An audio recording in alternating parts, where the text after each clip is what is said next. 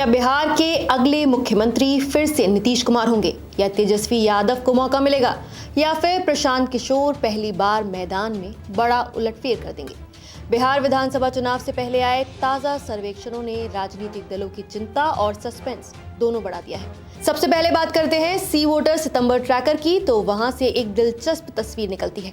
मुख्यमंत्री पद के लिए पसंदीदा चेहरे की लिस्ट में तेजस्वी यादव सबसे आगे हैं और उन्हें 35% समर्थन मिला है। लेकिन चौंकाने वाली बात यह है कि प्रशांत किशोर 23% के साथ दूसरे नंबर पर आ गए हैं।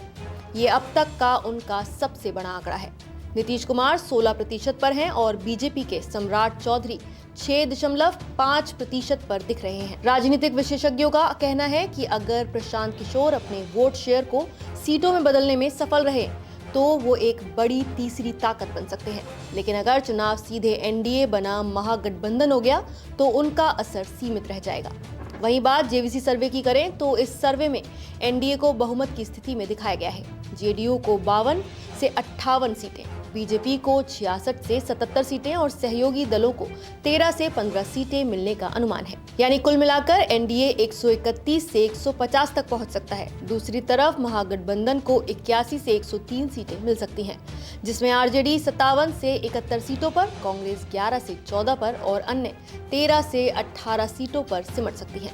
प्रशांत किशोर की जनसुराज पार्टी को 4 से 6 सीटें और एआईएमआईएम और बीएसपी जैसे दलों को 5 से 6 सीटें मिलने की संभावना जताई गई है। लेकिन लोक पोल सर्वे में तस्वीर बदल जाती है। इस सर्वे में महागठबंधन को बढ़त दिखाई गई है। आंकड़ों के मुताबिक एनडीए को 105 से 114 सीटें मिल सकती हैं, जबकि महागठबंधन को 118 से 126 सीटें मिलती दिख रही हैं।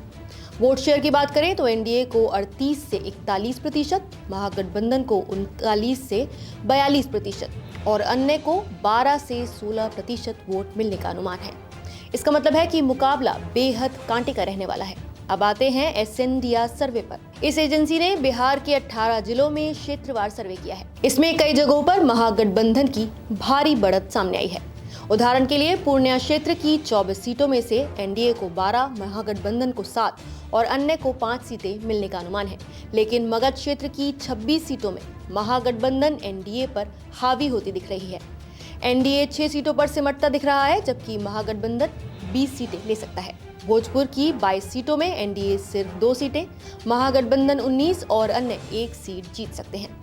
वहीं सारण क्षेत्र की 24 सीटों में एनडीए को 9 और महागठबंधन को 15 सीटें मिलने का अनुमान है। इस सर्वे से साफ है कि क्षेत्रवार समीकरण काफी अलग अलग हैं और यहां महागठबंधन को बड़ा फायदा दिख रहा है। अब बड़ा सवाल ये है कि नीतीश कुमार की ताकत आखिर कहां है?